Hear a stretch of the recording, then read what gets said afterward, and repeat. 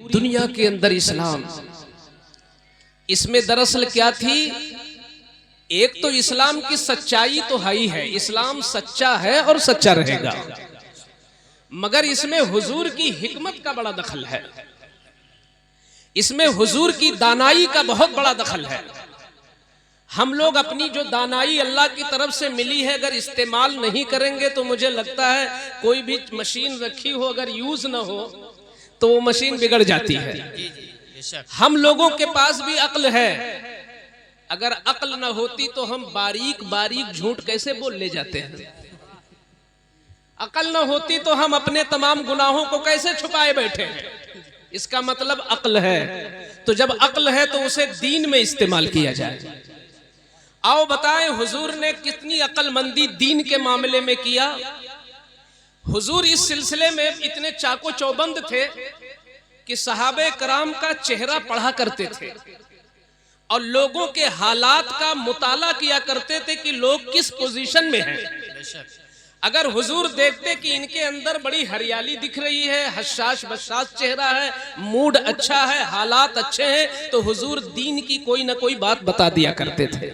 सुभान अल्लाह। लेकिन अगर हुजूर ये देखते कि इनमें उकताहट है और ये बोझ महसूस कर रहे हैं, इनका बच्चा बीमार है, इनका दिल यहां नहीं लगता, इनके घर में खाना नहीं बना है, ये परेशान है, तो ऐसी सूरत में किसी को जबरन दीन नहीं बताते थे। ला इकराहा फिद्दीन,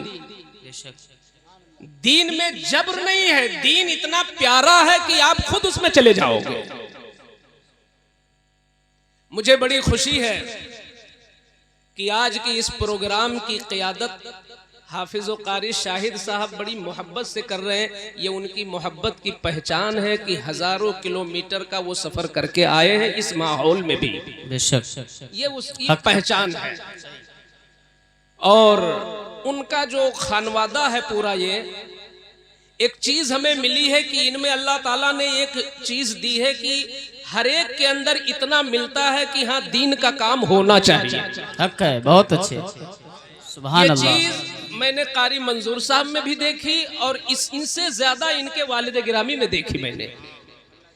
अगर इनमें हो तो चूंकि इन्होंने आलमियत किया, फजीलत किया, हिफ्ज किया, क़िरात किया, तब अगर ये जज्बा है, तो जिसने चारों में से कोई कोर्स न किया और वो जज्बा है तो ज्यादा काबिल मुबारकबाद। जी जी बेशक, हक है। और मुझे लगता है कि इनकी इस मंजिल में पहुंचने में उनकी बहुत बड़ी कुर्बानी है। जी बेशक। लोग ये समझते हैं कि मजलिसों में कभी बाप का जिक्र होता है, कभी बेटे का जिक्र होता है, माओं का जिक्र क्यों नहीं होता। तो मैं एक बात बोल दूं कि अगर इनके वालिद इतना बड़ा काम कर रहे हैं तो इनके वालिद पर बहुत बड़ा एहसान है इनकी वालिदा का। अगर वालिदा चाहे तो इनके वालिद का कदम बाहर ना निकल सके। आपने कभी सोचा ये जितने बड़े बड़े खतीब गुजरे, जितने बड़े बड़े पीर गुजरे, जितने बड़े बड़े आलिम गुजरे, इनकी तबलीग में इनकी बीवियों का बहुत बड़ा रोल है। अगर वो ना चाहे तो हम घर से कदम नहीं निकाल सकते। क्यों नहीं निकाल सकते? इसलिए कि जो 4 बच्चे हमारे हैं उनकी जिम्मेदारी हम पर है। ये दुनिया ने समझ लिया है कि शायद मां पर है। बच्चा पैदा होने के बाद पहला दिन है बच्चे का, जिम्मेदारी बाप की है। वो क्या खाएगा, कहां से खाएगा, कैसे खाएगा, ये जिम्मेदारी माँ की नहीं होती, बाप की होती है। मगर कुर्बान जाओ उस माँ की ममता पर कि जिसने आज तक सोचा भी नहीं कि जिम्मेदारी बाप की है। हालांकि शरीयत कहती है कि माएं चाहे तो दूध पिलाने की उजरत भी बाप से मांग ले, मगर मुझे लगता है कि इस जिहालत के दौर में भी, इस जिहालत के दौर में भी जाहिला से जाहिला माँ हो मगर दिल में वो ममता होती है बच्चों के तई कि कभी अपने शौहर से दूध का पैसा नहीं मांगा है। सुभान अल्लाह। हमने घर में राशन नहीं भी रखा है, भूल गए, तो भी हमारी बीवी को फिक्र है कि शौहर आ रहे हैं, प्रोग्राम करके रोटी कहां से दूंगी। चाहे वो पड़ोस से मांग के लाए या किसी से मंगवाएं, मगर रोटी देना अपनी जिम्मेदारी वो समझती हैं। हालांकि हमें सोचना चाहिए कि जब मौलवी साहब ने मेरा निकाह पढ़ाया था तो नान नफका की जिम्मेदारी हमने कबूल की थी, ये तो मेरी बीवी का एहसान है कि वो के ले रही है जिम्मेदारी। भाई नान नफका की जिम्मेदारी हमने लिया था, नान का मतलब खाना हो गया, और जितना मसाला या कैसे आएगा ये सारा खर्चा भी मेरी जिम्मेदारी थी। मगर जब सारी जिम्मेदारी मेरी वो निभा रही है तो अगर शादी गांव में मैं तकरीर कर रहा हूं तो 25% मेरा हिस्सा है, 75% मेरी बीवी का हिस्सा है। सुभान अल्लाह। तो मैं ये कह रहा था कि हुजूर ने दीन कैसे फैलाया, हुजूर ने लोगों की तबीयतों से फायदा उठाया कि लोग किस तरह हैं, इनको क्या बताया जाए।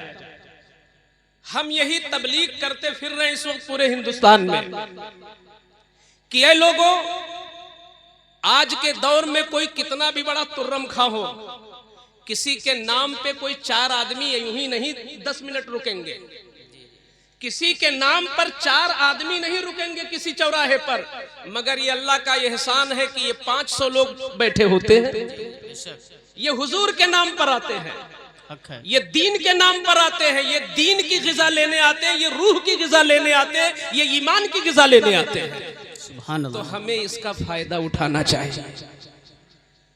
हमारे यहाँ हम ये नहीं समझते ये बड़े पीर का है, हम बड़े पीर का नाम तो बड़े तमतराक से ले लेते हैं और बड़े पीर की करामात तो हम बयान कर देते हैं, मगर उनकी सबसे बड़ी करामत कभी गौर किया कि उनकी तकरीर बड़ी सादी होती, लेकिन अल्लाह की कसम सीरत में लिखा है कि जब तकरीर खत्म होती तो कई कई मुर्दे उठाए जाते जो उनके जिक्र की बरकस की ताब न ला सकते थे, रूह निकल जाती।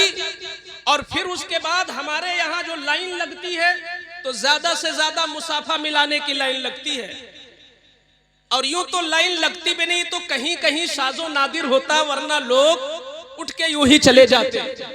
बड़े पीर की जब तकरीर खत्म होती तो अलग अलग लाइन लगती। ये वो लोग हैं कि जो आज झूठ से तौबा करेंगे इनके हाथ पर, ये वो लोग हैं जो आज शराब नोशी से तौबा करेंगे, ये वो लोग हैं जो हसद और जलन के शिकार थे, मगर गौसे आजम का खिताब सुनकर आज ये तौबा के लिए तैयार है। सुभान अल्लाह। हत्ता कि यहूदी जो अपने मजहब में इतना कट्टर है कि वो इस्लाम को निगलने की कोशिश कर रहा है, मगर उसे पता नहीं शायद कि इस्लाम तेरी नब्ज न डूबेगी हश्र तक, तेरी रगों में खून है। वाह वाह वाह, नारे तकबीर, नारे रिसालत, मसलके आला हजरत, जश्न गौफुल वरा, नारे तकबीर। यहूदियों की लाइन लगी होती, गौसे आजम की तकरीर सुनकर न जाने कितने यहूदी इस्लाम कबूल कर लेते। ये क्या था? ये उनकी तबलीग में हिकमत थी। आज भी अगर अल्हम्दुलिल्लाह हम लोग, खुद मैं अपने आप को कहूं कि अगर हम हकीमाना तकरीर करें तो मुझे लगता है कि बहुत काम हो जाएगा, और गैरों ने वो काम कर लिया। अच्छा आप लोग ये बताएं, हमारे मुल्क हिंदुस्तान में यहूदी भी रहते हैं कि नहीं? हैं यहूदी। हमारे मुल्क हिंदुस्तान में ईसाई रहते हैं, लेकिन कितनी बार अपने उनका पोस्टर देखा है? उनके जलसे का पोस्टर नहीं दिखा, उनकी महफिलों का कहीं शामियाना लगा नहीं देखा गया। मगर आपको मालूम होना चाहिए, आप इतने बड़े बड़े पोस्टर छपा कर भी और इतने बड़े शामियाने लगा कर भी और इतने लोगों को बुला कर भी आप अपने इस्लाम को उतना नहीं बता पाते जितना यहूदी अंदर ग्राउंड अपनी यहूदियत को पिला रहा है। हम इस्लाम की ग़िज़ा लोगों को दे ही नहीं पाते। अगर इस्लाम की सही ग़िज़ा हमारे लोगों में पहुंची होती तो क्या मजाल है कोई बेटी मुसलमान होकर फिर इस्लाम से निकल जाए? हो ही नहीं सकता था। दरअसल वो नाम की मुस्लिमा थी, क्योंकि बाप मुसलमान था, माँ मुसलमान थी, इसलिए होश खोला तो वो भी समझी मैं भी मुसलमान हूँ, मगर उसने इस्लाम की ना कीमत समझी ना इस्लाम की कदर जानी, इसलिए वो गैरों से मुतासिर होकर चली गई उसके साथ। हमें जरूरत है कि अपनी तबलीग को हम ताकतवर करें। बेशक। आज के दौर में तबलीग कैसे होगी? बड़ी माजरत के साथ कहना चाहूंगा कि जो सबसे पहला पॉइंट है वो ये है कि वक्त का लिहाज रखा जाए। अगर वक्त का लिहाज नहीं रखा गया तो कोई चीज कारामद हो ही नहीं सकती है। और हम मुसलमान कितने कमजोर अक्ल वाले हैं कि लड़की की शादी करते हैं तो रुखसती का वक्त बता देते हैं। लड़की की शादी में हम खाने का वक्त तो लिख देते हैं। लड़की की बारात आने वाली है तो हम बारात का वक्त बता देते हैं।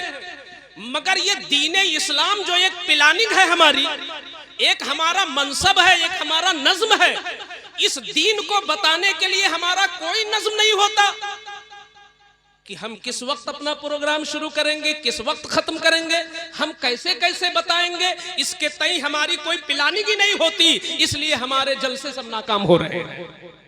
मैं आपको बताऊं, मैं किसी पर तनकीद नहीं करता। अगर बात करेंगे हुजूर गौसुल आजम की तो आप कहोगे ये 900 साल पहले की बात, आज सादी गांव वाले कैसे उनकी पैरवी कर सकते? तो दूर न जाओ, अभी हमारी आंखों ने जिन बुजुर्गों को खुद देखा है, अल्लामा अरशदुल कादरी, खतीब मशरिक अल्लामा मुश्ताक अहमद निजामी, मुजाहिदे दौरा हुजूर सैयद मुजफ्फर हुसैन की छौछवी, सरकार मुफ्ती आजम हिंद, इन बुजुर्गों का हाल ये है और हाल ये था कि जिस गांव में भी जलसा करना होता तो 2-4 घंटा 10 घंटा पहले तशरीफ ले आते और पूरे गांव वालों के हालात को पढ़ते कि यहां जरूरत किस चीज की है। यहां के लोग क्या झूठ ज्यादा बोलते हैं या यहां के लोग सूदी कारोबार करते हैं?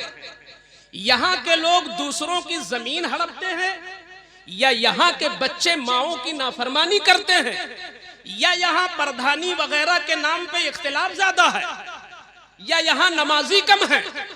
वो कौन सी चीज है जो इस गांव में ज्यादा है? ऐसा तो नहीं कि बच्चे शराब ज्यादा पीते हो या जुआ ज्यादा खेलते हो। वो बुजुर्गाने दीन इस चीज का पता लगाते और जब पता उन्हें चलता कि बीमारियां तो 10 हैं मगर 2 बीमारियां बहुत ज्यादा हैं, तो अब वो खतीब चुनते कि फला बीमारी का इलाज कौन आलिम अच्छी तरह कर सकता है और किस बीमारी का कौन आलिम इलाज कर सकता है। सबकी जबान यकसा नहीं होती, सबका अंदाज यकसा नहीं होता, सबका इल्म और सबकी फहम ऐसी नहीं होती। कोई होते हैं जो जोश में बता ले जाते हैं, कोई होते हैं जो नॉर्मल ही में दिलों को अपने गिरविदा बना लेते हैं और अपने कदमों पे झुका लेते हैं। तो क्या आज हमें अपने इन बुजुर्गों की सीरत नहीं अपनानी चाहिए? हम आपस में मशवरा करें कि हम लोग अब कभी अपने गांव में जलसा करें या अपने किसी रिश्तेदारी में जाके जलसे करें तो सबसे पहली चीज ये देखें वहां जरूरत क्या है और जरूरत क्या है के बाद उस जरूरत को कौन आलिम ज्यादा पूरी कर सकता है। अगर हमारे गांव के बगल का आलिम उसे ज्यादा अच्छी तरह बता सकता है तो हमें बंगाल की खारियों से मुकर्रिर बनाने की कोई जरूरत नहीं है। सुभान अल्लाह। दूसरी चीज यह है कि वो मुबल्लिग और वो तकरीर करने वाला अपनी तकरीर में ज्यादा कामयाब होगा जिसको इस्लाम जो हमारा मिशन है खुद उसको सबसे ज्यादा मोहब्बत हो। अगर आपको खुद अपने मिशन से मोहब्बत नहीं है तो गले से निकलने वाली आवाज कान को तो बोझल बना देती है मगर दिल को कुर्बान नहीं कर पाती है। बोलने वाले अगर मसलके आला हजरत पर बोल रहा है तो उसको वाकईतन मसलके आला हजरत से जुनून की हद तक मोहब्बत होनी चाहिए। सुभान अल्लाह, सुभान अल्लाह। अगर बोलने वाला झूठ की मजम्मत कर रहा है तो बोलने वाले को वाकईतन झूठ से ऐसी नफरत होनी चाहिए जैसे पाखाने से नफरत होती। अगर बोलने वाले में यह जज्बा हो तो मुझे लगता है तकरीर मुअस्सिर होगी। सही।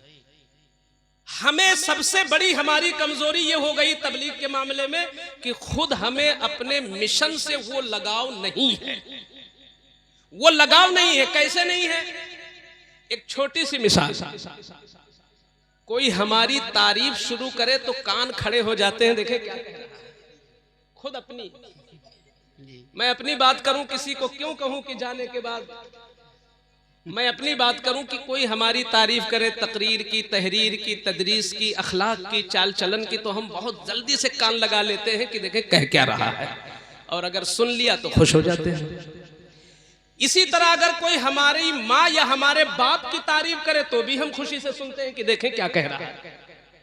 कोई हमारी औलाद की तारीफ करे तो भी हम कान लगा लेते हैं, देखें मेरे बेटवा को कह क्या रहा है। लेकिन हम देखते हैं इन्हीं मजलिसों में हुजूर की तारीफ हो रही है और हम बातें कर रहे हैं। हुजूर की तारीफ हो रही है, हम खैनी बना रहे हैं। हुजूर की शाने बयान हो रही, हम गुटखा खा रहे हैं। हुजूर की अजमत की बात हो रही है और हम आपसी चीनी गोइयों में लगे। मतलब यह हुआ कि आप जबान से तो दावा करते हो कि हम सबसे ज्यादा इस्लाम से मोहब्बत करते हैं, मगर तुम्हारा अमल बोलता है कि तुम अपनी इज्जत से ज्यादा मोहब्बत करते हो, और इस्लाम से उतनी मोहब्बत अमली तौर पर नहीं है, जबानी तौर पर है। जिसको इस्लाम से सच्चा प्यार होगा तो जहां नामे इस्लाम बुलंद होगा उसके कान खड़े हो जाएंगे कि देखें मेरे आका की कौन सी शान बयान हो रही है और मेरे आका की कौन सी अजमत बयान हो रही है। सुभान अल्लाह। दूसरी चीजें, हमारे जलसे क्यों नाकाम होते हैं? हमारे जलसे से मुराद हमारी तबलीग। मौलाना अबरार साहब है ना? हा? अच्छा, मौलाना अबरार साहब इधर ही के हैं रहने वाले, मगर वो देखे एक चीज हमने ये देखा है कि मसलन आज का जलसा, इसकी बागडोर हाफिज शाहिद साहब, मौलाना मंजूर साहब, इनके वालिद साहब या और खानवादे के लोग हैं जो लिए हुए हैं हाथ में, तो जितनी फिक्र इनको है उतनी फिक्र हम सबको नहीं है। जी जलसा फलाप हो जाए या जलसा कामयाब हो जाए हमें नो टेंशन, लेकिन कराने वाला हर पहलू ये सोचता है हमारा हर आने वाला आदमी जम जाए और हमारे जलसे का मैसेज अच्छा चला जाए। तो इसका मतलब ये हुआ कि अगर हमको इन्हीं की तरह जज्बा नहीं है तो इसका मतलब ये निकला कि हमें दीन से वो सच्चा लगाव न रहा। क्यों? इसलिए कि इस महफिल के अंदर कारी शाहिद के आबा अजदाद की बात नहीं हो रही है, इस महफिल में तो मसलके आला हजरत की बात हो रही है, यहाँ दीने मोहम्मदी की बात हो रही है। तो जब दीन का परचम बुलंद हो रहा है तो हर मौलवी साहिबान को खुश होना चाहिए कि मेरे मसलक की यहाँ बात हो रही है। सुभान अल्लाह, सुभान अल्लाह, बहुत अच्छे। तो होना यह चाहिए कि सब लोग मिल करके जलसे को कामयाब बनाएं, और जब पुरनूर माहौल में अच्छी बातें होती हैं तो कान के रास्ते से दिलों में जाके जगह ले लेती हैं। तो हमें अपने मिशन से सच्चा लगाव होना चाहिए। हुजूर का मिशन क्या था कि इस्लाम को फैलाना है तो फैलाना है, यही मिशन था। अब एक छोटी मिसाल दे रहा हूं कि देखिए हुजूर को कितना लगाव था दीन इस्लाम से। जब आपने मक्का में ऐलान कर दिया, और चूंकि हक हक होता है, कागज के फूल में तो खुशबू नहीं होती, हक हक होता है। जैसे ही इस्लाम का ऐलान हुआ तो लोग फौज दर फौज आए दिन इस्लाम में आने लगे। तो अब उनको खलबली मची कि मेरा धर्म तो कई हजार साल पुराना और ये नया धर्म लेकर के आए और इतनी तेजी के साथ विरोध कर रहा है इनका धर्म। इसी तेजी के साथ अगर फैला इस्लाम तो चंद सालों के अंदर तो हमारा नामो निशान ही मिट जाएगा और ऐसा लगेगा कि कोई धर्म जमीन पर था ही नहीं, ऐसा हो जाएगा। ये उनको फिक्र हुई। तो जब फिक्र हुई तो वो सब के सब एकजुट हुए, और एकजुट होने के बाद हुजूर के चचा के पास गए, सैयदना अबू तालिब के पास। आप मक्का के सरदारों में हैं, आपका भतीजा बहुत गलत कर रहा है। अबू तालिब ने पूछा क्या? आपके भतीजे जो मोहम्मद नामी है वो एक नया दीन लेके आए हैं, लेकिन न जाने कौन सा अंदाज है उनके पास कि उनके सामने अब किसी की चलती नहीं है। और अय अबू तालिब, अगर उनका दीन इसी तरह बढ़ता रहा तो हम लोगों का क्या होगा? इसलिए अब पानी सर से ऊंचा हो रहा है, आप अपने भतीजों को समझाइए और कह दीजिए उससे कि अगर उसे हुस्न की जरूरत है तो अरब की सबसे खूबसूरत लड़की उसी के निकाह में होगी, और अगर मकसद उसका है रुपया पैसा तो दिरहम और दीनार के ढेर लगा दिया जाएगा, मगर रुक जाए अपनी तबलीग से। और अगर शोहरत चाहिए, हुकूमत चाहिए, तो हम लोग उसको तख्त पे बिठा देंगे और कहेंगे यही हमारा बादशाह है। लेकिन शर्त यह है कि तबलीग से रुक जाए, इस्लाम की बात ना करे बस। चचा को भी थोड़ी देर के लिए समझ में आई कि भाई मैं अकेले कहां तक पंगा लूंगा, तो सरकार से मिले और कहा कि बेटा भतीजे, लोग ऐसा ऐसा कहते हैं, तुम हक पे तो हो, मगर कुछ मसलहत से काम लो और इतनी तेजी के साथ अपनी तबलीग न करो। तो उस वक्त हुजूर को अपने मिशन से कितना लगाव था वो जाहिर हुआ, इस्लाम से कैसी सच्ची तड़प थी, क्योंकि मनसब हुजूर का था दीन फैलाना। हमारे सर पे अगर आलमियत की पगड़ी बांधी गई है, क्या मतलब था? पैसा झींटना नहीं, उसी दीन को फैलाना। हमको भी अगर 10 उलमा ने दस्तारे फजीलत दिया तो मुझे नायबे मुस्तफा कह के निकाला है, मुझे किसी मालदार का नायब नहीं बनाया गया, अल्लाह का शुक्र है। सुभान अल्लाह। इसमें फख्र नहीं है, अरे वाह, मुझे इस पर फख्र नहीं कि मैं अंबानी का नायब नहीं हूँ, मैं नायब रसूलुल्लाह का हूँ। वाह वाह वाह, सुभान अल्लाह। इसलिए कि हम ऐरे गैरे के वारिस थोड़ी हैं, हम तो हुजूर के वारिस हैं। सुभान अल्लाह, सुभान अल्लाह। तो हुजूर का मिशन था इस्लाम। जब चचा ने कहा तो मेरे आका ने फरमाया, चचा वो लोग दिरहम देने की बात कर रहे हैं, दीनार देने की, सोना चांदी की, उनसे जाके कह दो कि दिरहम दीनार की बात तो आम है, कोई भी हासिल कर ले यहाँ पर। अगर वो लोग चांद भी उखाड़ के ले आए और सूरज भी तोड़ के ले आए और इस हाथ में चांद, इस हाथ में सूरज रख दे और मुझसे कहें इस्लाम ना फैलाओ, तो मैं ठोकर मार दूंगा, मैं इस्लाम फैला के रहूंगा। सुभान अल्लाह, सुभान अल्लाह, बहुत अच्छे। जब ऐसा जुनून होता है तो इंसान कामयाब होके रहता है। अगर आज हम लोग अपने इलाके में इसी जुनून के साथ तुल जाएं, तो मजाल है कि बदअकीदगी हमारे गांव में दाखिला ले ले। होता यह है कि हम जलालो जमाल में सुना के तो चले जाते हैं, लेकिन इस सुनाने का नतीजा कल क्या होगा हम इस पर कोई गौर नहीं करते हैं। जी जी जी। हमारी ये इज्तिमाई तकरीरें तो बहुत बुलंद हैं, मगर हमारी अंदरूनी कोशिश जीरो है। हम क्या किसी से मिलके बताते हैं कभी? आज मैं देखता हूं कि गैरों में यह जज्बा बेदार है जो बातिल है। अगर आप किसी बातिल परस्त से दोस्ती कर लीजिए तो बातिल परस्त अपने बातिल दीन की बात आपको बताने लगेगा। यह गैरों में है। आप किसी शिया से दोस्ती कर लीजिए, आप किसी दूसरे मजहब के लोगों से तालमेल बना लीजिए, अगर उसे लगे कि हाँ ये मेरा कुछ हो रहा है तो वो अपनी बात रखना शुरू कर देगा। लेकिन हमने आज तक किसी गैर मुस्लिम भाई से ये कहना गवारा न किया कि कुरान में ये खूबी है।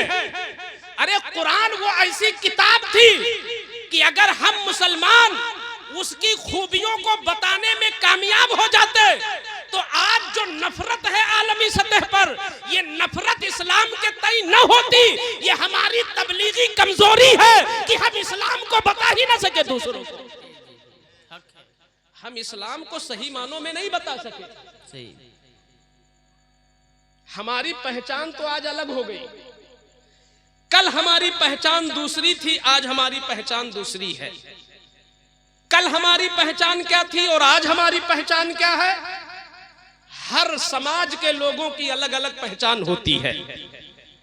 टाई लगाए है बच्चा बच्चा, टाई लगाए है बच्चा बच्चा तो लोग समझते हैं ईसाई है। अपने धर्म की कोई निशानी है, चोटी लगाए हैं या कपड़ा उस रंग का पहने हैं, हम समझ लेते हैं इनका धर्म कौन सा है।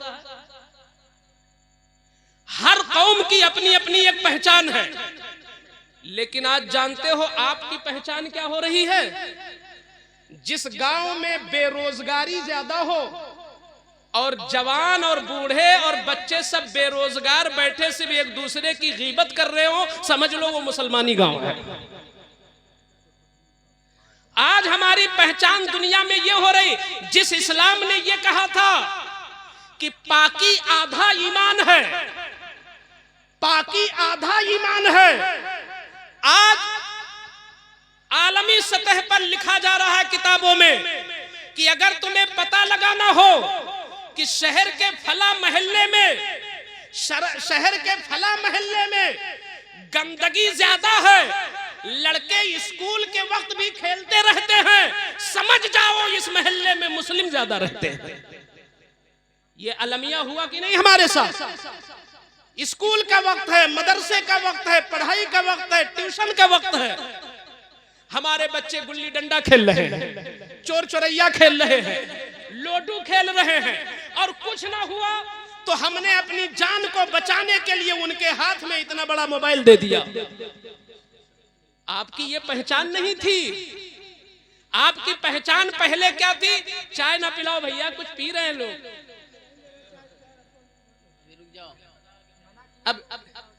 अभी बाद में लास्ट में देना जियाफत, लास्ट में हो जाएगी इंशाल्लाह। अभी रूहानी ग़िज़ा हो रही है। तो मैं ये कह रहा था कि हमारी आज की पहचान ये हुई कि गंदगी ज्यादा हो महल्ला मुसलमान का, लड़ाई ज्यादा हो रही हो महल्ला मुसलमान का, दूसरा तो दूसरा अपना खुद का बेटा इज्जत न कर रहा हो महल्ला मुसलमान का, अपने ही बच्चे अपनी कदर न कर रहे हो महल्ला मुसलमान का, वहां पर एक दूसरे की टांगे खींची जा रही हो, समझ लो मुसलमान है। लेकिन पहले की हमारी पहचान क्या थी? दो यहूदी निकले, आका वर्मा, दो यहूदी निकले, और निकलने के बाद जब रास्ते से गुजरे तो बहुत बड़ा पत्थर उनको रास्ते में पड़ा मिला। दोनों यहूदी रुक गए। एक ने दूसरे के देखते हुए कहा, क्या मतलब? रास्ते में इतना बड़ा पत्थर? तो एक दूसरे यहूदी ने कहा, नहीं समझा तुमने इसका राज? इसका मतलब यह है कि आज के दिन यहां से कोई मुसलमान नहीं गुजरा है। आज के दिन यहां से कोई मुसलमान नहीं गुजरा है। क्यों? इसलिए कि मुसलमान गुजरता तो इतना बड़ा पत्थर वो बर्दाश्त न करता। जिसके नबी ने ये कह दिया हो कि एक कांटा भी मिले तो हटा दो, तुम्हें सदके का सवाब मिलेगा। सुभान अल्लाह, सुभान अल्लाह। तो कितनी हमारी अच्छी पहचान थी उस वक्त। उस वक्त हमारी पहचान ये थी। अरे हमने अपने बचपन के जमाने में तक भी ये कुछ देखा कि हमारे गैर मुस्लिम ये कहा करते थे, भाई मियाँ जी को बुलाओ वो सही बोलेंगे, मियाँ जी को बुलाओ, मियाँ जी से मुराद मुसलमान था, उनको बुलाओ वो सही बोलेंगे। लेकिन आज ही हमने एक जगह पढ़ा कि आज मुसलमान इतना झूठा हो चुका है, अल्लाह खैर करे। अरे अवामुन नास नहीं मैं बात कर रहा हूं, खवासुन नास। ये पहला जुमला आपने सुना होगा, अभी इस्तेमाल नहीं हुआ है, खवासुन नास। मैं खवासुन नास को मैंने देखा कि बस्ती के लोग झूठे बहुत थे। उस गांव का झूठ बड़ा मशहूर था। तो एक शख्स की शादी हुई, शादी में जो कुछ भी होना चाहिए सब किया, यानी निकाह पढ़ा, कबूल किया, गवाह भी रहे, वलीमा हुआ, सब कुछ हुआ। लेकिन उस शादी का बाकायदा खूब ऐलान नहीं हुआ, चुपके चुपके सब हो गया। गवाह जो बन गए वो चुपके से रह गए कि हाँ हम लोग गवाह हैं, निकाह काजी साहब ने पढ़ा दिया। चंद दिन जब गुजरे तो चौंकी, अब वो झूठा गांव था, उसी गांव का शौहर था। जब बीवी का हक अदा नहीं किया तो बीवी ने मजबूर होकर के काजी के दरबार में जाके अपनी बात रखी कि ये मेरा हक़ ज़ौजियत अदा नहीं कर रहा है, ये मुझे फंसाए रखे हैं, न तलाक देता है न खर्चा देता है। तो काजी साहब ने बुलाया उसको, कहा ये तुम्हारी बीवी है, तुम मुसलमान हो, तुम्हें शर्म नहीं आती? तुम्हारे नबी का फरमान है कि अगर एक बीवी नाराज होकर सो गई और सुबह तक तुम मना नहीं सके तो पूरी रात तुम पर फरिश्तों की भी लानत होती है और अल्लाह की भी लानत होती है। तो एक रात की लानत तो तू बर्दाश्त नहीं कर पाएगा, तू महीनों से दुखी किए है अपनी बीवी को। तो ये अब झूठा तो था ही, उसने कहा अरे हजरत हम इसको जानते ही नहीं, ये कौन है। इतना सफेद झूठ बोला, उसने कहा मैं इसको जानता ही नहीं। तो बीवी अब हक्का बक्का रह गई। बीवी ने कहा कि नहीं हजरत मेरा निकाह हुआ है और गवाह जो थे मैं उनको जानती हूं, लाके हाजिर कर दूंगी। तो काजी साहब ने कहा हाँ अगर गवाह आ गए तो मैं तुम्हारी बात मान लूंगा, जाओ गवाहों को लाओ। गवाह लोग बिक चुके थे, जैसे लोग वोट वगैरह में अंदर अंदर बिक जाते हैं। अब आज का मामला यह है कि सामने कोई सही बोलने के लिए तैयार नहीं। बहुत कम लोग होते हैं जो अपना नुकसान करके शरीयत की बात करते हैं। अल्लाह ऐसे लोगों को उम्र खिज़्र अता फरमाए। आमीन। आज गांव गांव में सब लोग जानते हैं कि फला घर में 4 भाई है और फला भाई जुल्म कर रहा है 3 भाइयों पर। आगे पीछे तो लोग कहेंगे बड़ा जालिम है तेरा भाई, मगर जब मीटिंग होगी तो कोई नहीं बोलेगा। आज हालात इतने मुनाफिकत के हो गए। अरे हक गोई यहूदी का काम नहीं था, मुसलमान का काम था। आंखों में आंखें डालकर सच बोलना मुसलमान का काम था, लेकिन कोई हक बोलने के लिए तैयार नहीं। तो वो दोनों गवाह बिक चुके थे। वो जब आए तो काजी ने जब पूछा तो कहा नहीं हम लोगों को तो कोई पता नहीं है कि कब इसका निकाह हुआ है। अब काजी हैरान कि बीवी की बात माने तो कैसे माने। तो उसने अकल लगाया, हिकमत से काम किया। मैंने कहा ना कि तबलीग में हिकमत की जरूरत है, दानाई की जरूरत है। तो उसने बुलाया बीवी को अलग, कहा ये बताओ तुम इनके साथ रहती थी? कहा हाँ। अच्छा ये बताओ उस मोहल्ले में या उस गली में या उस घर के दरवाजे पर कुत्ता था कि नहीं? तो उसने कहा नहीं, घर में तो पाला हुआ कुत्ता है। तो उसने कहा कि ये बताओ अगर कुत्ता तुम्हारे मुताबिक गवाही दे दे तो कुत्ते की गवाही मान लोगी? तो बीवी ने कहा हाँ मान लेंगे। तो उसने अपने आदमियों को बुलाया और कहा कि इस औरत को वहां पहुंचाओ दरवाजे पर। अगर दरवाजे पर औरत पहुंची और कुत्तों ने भूकना शुरू किया तो समझ लेना औरत झूठी है, और अगर कुत्ते भूकना बंद कर दे, ना भूके इसको देखकर, तो समझ लेना कि औरत सच्ची है। क्योंकि कुत्ते अपने मालिक या मालिका को देख के भूकते नहीं है, गैरों को देख के भूकते हैं। अगर ये उस घर की रहने वाली होगी और उसको लुकमा देने वाली होगी और सुबह शाम रोटी खिलाने वाली होगी तो वो भूख नहीं सकते। मोहब्बत में दुम तो हिलाएंगे मगर भूखेंगे नहीं। अरे क्या बात है, वाह। औरत गई तो वाकईतन कुत्तों ने भूखा नहीं बल्कि दुम हिलाया। काजी ने उस वक्त एक जुमला कहा कि उस कौम का हाल अल्लाह ही खैर फरमाए और उस बस्ती पर अल्लाह की लानत हो कि जिस बस्ती का कुत्ता मुसलमान से बेहतर है। मुसलमान कुत्ता तो सच बोल रहा है मगर मुसलमान झूठ बोल रहा है। अरे वाह, अल्लाह। आज हम क्या इसमें से बहुत सारे लोग होंगे, क्या हम इस चीज का आज अहद नहीं कर सकते हैं? ए मेरे मौला, मेरे जो साबिका झूठ है माफ कर दे, आज के बाद तो मुझे तौफीक दे दे, मैं झूठ नहीं बोलूंगा। तौबा कर ले, दिल में तौबा कर ले। चोरी करने वाले पर अल्लाह ने लानत नहीं भेजी, मगर कुरान में जगह जगह झूठे पर लानत भेजी। लानतुल्लाह अलल काज़िबीन, झूठे पर अल्लाह की लानत। तो अगर हमारी तबलीग, हमारी तकरीर, हमारे जलसे इसलिए भी नाकाम है कि वो सच्चाई जो इस्लाम वाली सच्चाई थी आज हमारे दामन से गायब हो गई है। एक खतीब जब तक के बुलाने वाले को ये न पता चल जाए कि हाँ गाड़ी में बैठ चुके, तो बुलाने वाले को ये यकीन नहीं होता कि खतीब साहब आ ही जाएंगे। ये कहां से रुझान आया? अल्लाहु अकबर। आप मुबल्लिग हैं और बुलाने वाला जब खुद मशकूक है तो आपकी तकरीर से वहां रोशनी होगी? नहीं, अंधेरा होगा वहां पर। हमारा जो हम मुबल्लिग हैं, खुद हमारा जो जाहिर, हमारा जो किरदार हो वो बड़ा आला किरदार होना चाहिए। हमारे बुजुर्गों ने सिर्फ बोल बोल करके इस्लाम न फैलाया, न मसलक फैलाया है। बोलते कम थे, किरदार ज्यादा पेश करते थे। हमारे पास से किरदार उठ गया, हमारे पास इल्म कमजोर हो गया, हमारे पास हिकमत व दानाई खत्म हो गई।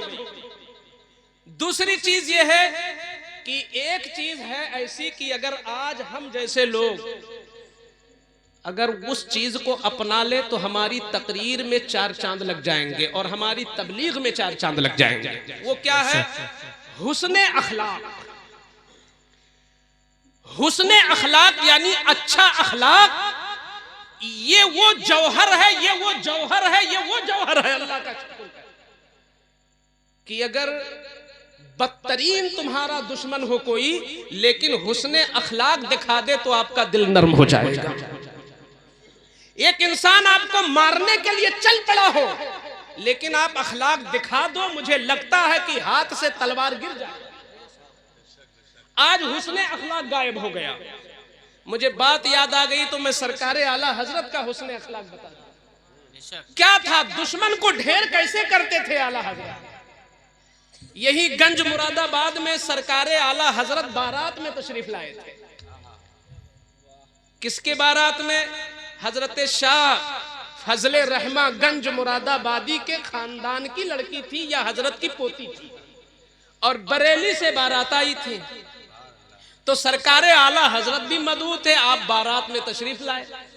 निकाह वगैरह का जब सारा मामला हो गया, शाम के वक्त करीब के स्टेशन पर गाड़ी पकड़नी थी।